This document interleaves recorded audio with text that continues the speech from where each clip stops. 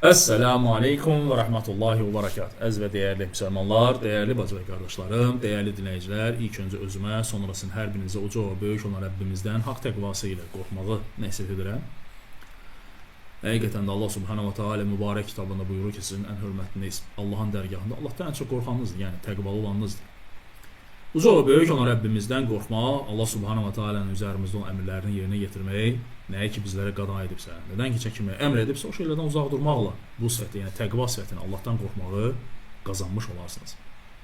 Quran inkarçıları, din düşmənləri barəsində olan 115-ci videomuzdur. Hər zaman olduğu kimi paylaşmağı, bölüşməyi yaddan çıxarmayın dəyərli dinləyicilər. Nə qədər çox insanlar bu videolardan xəbərdar olsa, bir o qədər də bu dırnaqarası ilahiyatçiləri, bu yalançıları, bu şarlatanları din və İslam adı altında, Quran sevgisi adı altında insanları deizmə, ateizmə, dinsizliyə sürükləyənləri tanımış və onların hilələrindən, yalanlarına agah olmuş olarsınız. Deməli, bu dinsizşünasın biz artıq bundan öncə də Quran-ı Kərimdə Allah Taala'nın bizə xəbər verdiyi, peyğəmbərlərə verdiyi o möcüzələri inkar etməsini, həmçinin Peyğəmbərimiz Muhammed sallallahu aleyhi ve sellemin pak sünnəsində bizə peyğəmbərlər və onlara verilən möcüzələr haqqında xəbər verməsi, hamısını inkar edir bu insan. Və bütün bu möcüzələri, Allah Taala'nın Quran-ı Kərimdə bizə xəbər verdiyi bu möcüzələri və Peyğəmbər sallallahu aleyhi ve sellemin bizə xəbər verdiyi bu möcüzələri hamısını yalan, uydurma, nağıl, əfsanə adlandırır. Necə ki, Allah Taala Quran-ı Kərimdə bizə müşriklər, kafirlər barəsində xəbər verdiyi zaman deyir ki, onlar da Allah Taala'nın bu ayətləri onlara oxunduğu zaman, ayələrimiz onlara oxunduğu zaman onlar deyərlər ki, bu qədimdə olanların əfsanələrindən başqa bir şeydir. Eyni şeyləri bu da deyir dəyərli dinləyicilər. Və yaxud da onlar peyğəmbərlərin o möcüzələrini gördükləri zaman onlar dedilər ki, bu açıq-aşkar bir sehirdir. Lakin bu insan sehir demir, dili gəlmir hələ sehir demir. Deyir ki, nədir? Keçmişdəkilərin əfsanələrindən, nağıllarından, uydurmalarından başqa bir şey deyildir. Allahu Akbar. Necə ki bunu öz dili ilə də söyləyir, diqqətlə dinləyin, baxın. Mənim ən çox diqqətimi cəlb edən məsələ bizə möcüzə kimi təqdim edilən anlayışın əslində olmadığı fikrinə gəldi. Məsələn, nə idi möcüzə? İsa peyğəmbər güya quş düzəltdi, üfürdü, uçdu. Musa ağacla suya vurdu, dəniz yarıldı. Güya qarışqa Süleymanla danışdı. Başsız qarış bunların kökünə getdikcə bunlar bizə sonradan uydurulan nağıllardır. Ayələrimiz ona oxunduğu zaman bu keçmişdəkilərin əsatirlərindəndir deyər. Biz onun burnuna damğa vuracağıq. Bəli, dəyərli dinləyicilər. Eşitdiyiniz kimi, sadəcə sehirdir deməyə dili gəlmir. Lakin sehirin yerinə uydurma, nağıl, əfsanə deyir. Hansı ki, Allah Subhanahu wa Taala Quran-ı Kərimdə də bizə xəbər verdiyi kimi, Allah Taala Quran-ı Kərimdə də ayətlərdə də müşriklər deyir ki, ayələrimiz onlara oxunduğu, onlar yəni bu keçmişdəkilərin əfsanələrindən, nağıllarından, uydurmalarından. Allah həmd olsun ki, qardaşlarım, yəni biz bu insanın, bu dinsizşünasın gətirdiyi, o inkar etdiyi o möcüzələrin hamısına cavab vermişik. Musa Aleyhisselamın dənizi yarması, Süleyman Aleyhisselamın qarışqalarla söhbət etməsini, Yusuf Aleyhisselamın yuxuları yozmasını və yaxud da İsa Aleyhisselamın beşikdə ikən danışmasını, quşa üfürməsini və s. Hamısını cavab vermişik. Sadəcə cavab verməyimizdə də məqsəd müsəlmanların, yəni İslam ümmətinin, müsəlmanların bu məsələlərdən agah olmasını, bu məsələləri onlara aydın olması üçün bu videoları çəkirik ki, izahlarımızı veririk ki, insanlar nə etsinlər? Doğru olan, dürüst, doğru olanı nə etsinlər? Anlasınlar və başasını öyrənsinlər. Bu videoda da bu dinsizşünas deməli İsa Aleyhisselama Allah Taala tərəfindən verilən o möcüzə ki var, hansı ki ölüləri diriltməsi, onu inkar edir. İndi baxın görün inkar edir, onun əvəzinə nə deyir? Sonra da cavab verir. Ölüləri diriltməsi. Məsələn, baxın Quran-Kərimdə, hətta mən bu Ali İmran surəsinin izahlı tərcüməsini Azərbaycan dilində yazdım. Burada da qeyd etmişdim. Yəni belə bir anlayışın özünün ölülərin diriltməsi ilə bağlı İncillərin özündə olan məsələlər var nə qədər. Məsələn, İsa peyğəmbərin diriltdiyi ölülər. Baxın, Quranda 2 ayədə deyir, Ali İmran 49-da, Maidə 110-da. Bu eyni məsələ. Məsələn, burada indi 3 diriltmə hadisəsi var. Bu da harada keçir? Matta'nın İncilində keçir, Mark İncilində keçir, bir də Lukanın İncilində keçir. 3 nəfərə diriltməsindən bəhs olunur. Bu möcüzə kimi təqdim olunur İncillərdə. Amma Quranda adı çəkilən, məsələn, bir nəfər yoxdur diriltdiyi. İnsanın diriltməsi ölən qəlbləri diriltməsi mənasındadır. Məsələn, İncillərə yenə baxanda İsa Peyğəmbərin öz havarilərinə dediyi bir söz var ki, getdiyiniz yerlərdə deyir, səmavi padşahlıq yaxınlaşıb deyərək təbliğ edin, xəstələri sağaldın, ölüləri dirildin. Havarilər də mi ölüləri dirildir? Yəni ölüləri diriltmək, yəni həmin o qatılaşmış qəlbləri, ölmüş qəlbləri canlandırmaq mənasındadır.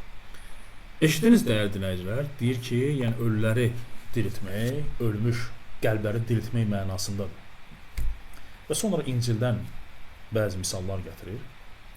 Cavab olaraq söyləyir ki, yəni görün insan, yəni Allah Subhanahu taala insanın ağlını əlindən alanda, insan ağzına gələni danışır. Yəni nə fikirləşdiyini anlamır. Çünki bu insan beyninin yerinə peyin daşıyan birisidir. Batil olan İncildən, təhrif olunmuş bir İncildən dəlillər gətirir misallar gətirir. Halbuki dəyərli dinləyicilər, hətta İncilin özündə belə xəbərlərdə gəlib ki, İsa əleyhissalam 3 şəxsi nə edib? Dirildib. Yəni 3 şəxs barəsində hansı ki İsa əleyhissalam dirildib. Bunlar hamısı İncildə var. İncildə hamısı qeyd olunublar. Kimləri dirildib. Lakin Qurani-Kərimdə Allah Taala ayətlərdə bizə diriltməyi barəsində xəbər verir. Lakin kimləri dirildib bu barədə xəbər gəlmir. Lakin təfsirlərə biz baxanda İbn Kəsirdir, Təbəridir. Biz görürük ki, onlar xəbər veriblər. İsa əleyhissalam kimləri dirildib. Lakin təfsirçilər söyləyirlər ki, bunlar hamısı İsrailiyyətdən gələn xəbərlərdir. Biz bunlara ehtimal etmirik. Allah bilir. Bizə yəni önəmli də deyil kimləri dirildib. Biz bilirik ki, etiqad edirik ki, İsa əleyhissalam Allahın izni ilə dirildib ölülər. İndi mən sizə ayətləri oxuyacağam. Deməli bu ayətlər hansılardır? Biri Ali İmran surəsi 49-cu ayət, bir də Maidə surəsi 110-cu ayədir və hər birinizdən xahiş edirəm diqqətlə ayətləri dinləyin və diqqətlə qulaq asın. Görün Allah Taala necə buyurur. Ayətin axışına baxın. Allah Subhanahu wa Taala deyir ki, İsrail oğullarına bir elçi, deməli oğullarına bir elçi göndərəcək. Mən sizə Rəbbinizdən elçi olduğunu təsdiqləyən bir əlamət gətirdim. Mən sizin üçün, diqqət edin, mən sizin üçün palçıqdan quşa bənzər bir şey düzəldib ona üfürərəm. O da Allahın izni ilə. Baxın, demir ha, mənim əlimlə. Allahın izni ilə bir quş olar. Bu bir. Allahın izni ilə anadan gəlmə koru müalicə edərəm. Cüzəm xəstəliyinin tutulanı sağaldıram. Və bir də ölüləri nə edərəm? Dirildərəm. Allah Subhanahu wa Taala'nın izni ilə. 4 dənə ardıcıl möcüzə. Sonra isə deyir ki, Allah Taala evlərinizdə yediyiniz və saxladığınız şeyləri də sizə xəbər verirəm. 5 dənə möcüzəni ardıcıl olaraq Allah Subhanahu wa Taala Qurani-Kərimdə xəbər verir. Möcüzə nədir dəyərli dinləyicilər? Möcüzə, yəni telefonun olması möcüzə deyil. Çünki bu günləri bu telefondan hər bir kəs istifadə edir. Bu möcüzə deyil. Və hər bir kəs də bu telefon vasitəsilə nə edir? Danışır və hər bir kəs də görüntülü olaraq bir-birini görür. Bu möcüzə deyil. Bu elmi inkişafdır. Möcüzə elə bir şeydir ki, dəyərli dinləyicilər, Peyğəmbərlər o şeyi göstərdikləri zaman həmin dövrdə və yaxud da həmçinin bu gün də insanlar şoka düşürlər, sözün əsl mənasında şoka düşürlər. Çünki İbn Kəsirdir, Təbəri rahimehullah deyir ki, o dövrdə İsrail oğullarında tibb inkişaf etdiyi üçün Allah Taala məhz onlara bu şeyləri göndərdi ki, İsa əleyhissalam bu şeyləri göstərsin, cüzəmi xəstə sağaltmaq, koru sağaltmaq. Onlar şoka düşsünlər, onların tibbləri bu şeylərlə bacarmırdı. Tibbləri bu şeyləri eləyə bilmirdi, ölünü diridə bilmirdi, koru düzəldə bilmirdi, sağalda bilmirdi gözünü. Və yaxud da cüzəm xəstə tutulanı sağalda bilmirdi. Ona görə də İsa əleyhissalam gəldi, elə bir möcüzə göstərdi ki, onlar şoka düşdülər və aciz qaldılar.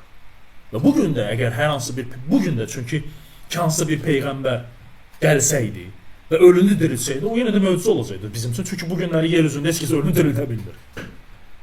Ölünü diriltmək qalsın bir yerə. Yəni heç kəs qocalığın qarşısını ala bilmir. Yəni dünya bu qədər inkişaf edir, tibb bu qədər inkişaf edir, lakin görmüsünüz qocalığın qarşısını alan bir dərman düzəsində mümkün deyil. Allah Taala bəlli bir ömür vaxt verir, bəs yaşayıb ölürsən, qurtardı getdi. Allah Subhanahu wa Taala dəyərli dinləyicilər bu ayətdə ardıcıl olaraq 5 dənə möcüzəni qeyd etdi. Və heç bir möcüzəsində demədi ki, İsa əleyhissalam bunları hamısını özü edir. Dedi ki, bi iznillah, Allahın izni ilə edir. Allah Taala istəsəydi deyərdi ki, qəlbləri diriltmək. Allah Taala burada qəlbin diriltməyindən söhbət etmir. Allah Taala burada deyir ki, uhyil mauta, yəni ölüləri nə etmək, həyata qaytarmaqdan gedir söhbət. Allah Taala demir ki, uhyil qulub, qəlbləri diriltməkdən getmir ki söhbət orada. Yəni bura qəlbin, sən qəlbi diriltməyi hardan gətirdin, saldın bura ayətə? Yəni bu təfsiri sən hardan çıxartdın? Öz ağlından çıxartdın. Sənin ağlın mənim neyim ola? Sən beynimi yeni peyin daşıyan insansan.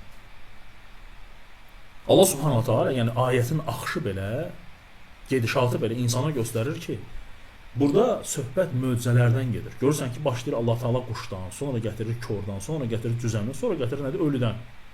Yəni bütün bunları sıralama ilə gətirir. Burada yəni qəlbin dirilməyindən söhbət getmir. Həmçinin də qardaşlarım, qəlbin dirilməyindən söhbət getsəydi belə biiznillah Teala bu olmazdı. Biiznillah, yəni bu onu göstərir ki, burada möcüzədən gedir söhbət. Ona görə deyirik ki, biiznillah, yəni Allahın izni ilə ölünü diriltdi. Biz bilirik ki, bütün peyğəmbərlər insanları zülmətdən nura çıxarmaq üçün gəldi. Qəlbləri diriltmək üçün gəldi. Ehtiyac yox idi burada. Əgər ehtiyac olsaydı ki, burada qəlbdən söhbət gedir, Allah Taala bizə xəbər verərdi bu barədə. Lakin Allah Taala nədir? Bizə bu barədə heç bir şey söyləməyib. Ona görə də bu insan bunu özündən uydurur. Digər ayətə gəldikdə isə, hansı ki Maidə surəsi 110-cu ayətində Allah Taala buyurur ki, ey Məryəm oğlu İsa, sən və anana olan nemətimi xatırla. O zaman səni müqəddəs ruhla qüvvətləndirmişdim. Sən həm beşikdəykən, həm də yetkin çağında insanlarla danışdın. Sənə yazmağı, hikməti, Tövratı, İncili öyrətdim. Sən mənim iznimlə, yenə də Allahın izni ilə palçıqdan quşa bənzər bir şey düzəldi. O da mənim iznimlə quş oldu. Sən mənim iznimlə anadan gəlmə korları, cüzəm xəstəliyinə tutulanı sağaldır və mənim iznimlə ölüləri dirildirsən. Burada qəlbdən getmir söz. Sən İsrail oğullarının yanına açıq-aşkar dəlillərlə gəldikdə mən onları səndən dəf etmişdim. Onlardan kafir olanlar isə belə dedilər. Bu açıq aydın sehirdən başqa bir şey deyildir. İbn Kəsirə Təbəriyə gəldikdə isə dəyərli dinləyicilər, İbn Kəsir rahimehullah Təbəri deyir ki, bizim üçün fərq etməz. İsa əleyhissalam neçə nəfəri dirildi? Allah Taala xəbər verib ki, Qurani-Kərimdə bəli, İsa əleyhissalam ölüləri dirildib. Lakin say gəlmir. İncildə isə say gəlib. Bəli, 3 nəfərin diriltməsi barəsində İncildə xəbərlər var. Misal üçün, deməli, Lazar adlı birisi olur. 4 gün deyir, ölmüşdü, iylənmişdi, onu dirildir. Və deyir ki, İsa əleyhissalam Lazara deyir ki, çıx, o da çıxır. Sonra Yairin qızını dirildir və yemək yeyir. Və üçüncü də Nainli dul qadını oğlu olur. İsa əleyhissalam onu dirildir. Tək oğlu idi, anası ağlayırdı. Və İsa əleyhissalam deyir ki, ağlama anasına, mən onu dirildəcəm və dirildir. İbn Kəsirə gəldikdə isə təfsirə isə İbn Kəsir rahimehullah deyir ki, Nuh əleyhissalamın oğlunu dirildir. Subhanallah. Dəhşətə baxın qardaşlar. Nuh əleyhissalam görün azam ölüb. Oğlu Samı dirildir. Qəbrindən çıxardır, şəhadəti gətirir və sonradan yenidən girir nədir? Qəbrə. Başqa rivayətdə gəlib ki, İbn Kəsir rahimehullah deyir ki, İsa əleyhissalam 3 gün dünyasını dəyişmiş bir nəfəri, hətta iylənmişdi, deyir, onu dirildir. Sonra Şəmunun qızını dirildir və bu da İbn Kəsir rivayətləri gətirir və deyir ki, rivayətlərin sənədi zəifdir, amma Quranın ölüləri diriltməsi deməsi bizə kifayətdir. Say isə nədir? Vacib deyildir. Bütün bunlar dəyərli dinləyicilər, Allah Subhanahu wa Taala Qurani-Kərimdə bizə xəbər verib və biz bunların hər birisinə də etiqad edirik. Bu insan çalışır ki, cəmiyyətə öz fikirlərini yeritsin. O necə debatların birində biri dedi ki, sən də insanlara öz məzhəbini yeridirsən. Bəli, sən insanlara öz məzhəbisən, yeni bir məzhəb çıxarmısan. Miri məzhəbi, nə bilim, adını nə qoyacaqsan, özü biləcəksən. Öz ağlığın, o küt ağlığın nə ki ağlığa gəlirsə, onu insanlara yedirdirsən ki, yəni burada ölüləri diriltməkdən, hilmə ota deyil, burada nədir? Qəlbləri diriltməkdən gedir söhbət. Yəni qəlbləri diriltməyi sən hardan götürdün? Yəni sənin əlində əsasın nədir ki, burada söhbət qəlbdən gedir? Allah Subhanahu taala xəbər verdi, hilmə ota. Burada ölüləri nə etmək? Diriltməkdən, həyata gətirməkdən gedir söhbət. Məsələn, sənin öz fikirlərin sənin özünə qalsın. Çünki sabahları səndən də ağılları çıxacaq başqa birisi. Deyəcək ki, burada qəlblərin dirilməyi deyil, nə bilim, gözlərin açılmasıdır, qulağın açılmasıdır. Hərəsi bir şey deyəcək, diriltməsidir. İndi insanlar da durub onların ardında düşəcəklər ki, gah bunu qəbul edəcək, gah onu qəbul edəcəklər.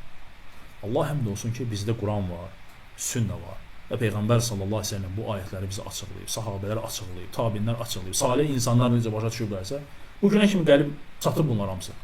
Yəni sənin yeni açıqlamalarına ehtiyac yoxdur. Saxla o ateist fikirləri özündə. Ateist qardaşlarınla söhbət eləyərsən. Allaha əmanət olun. Əssəlamu alaykum və rəhmətullah və bərəkətuh.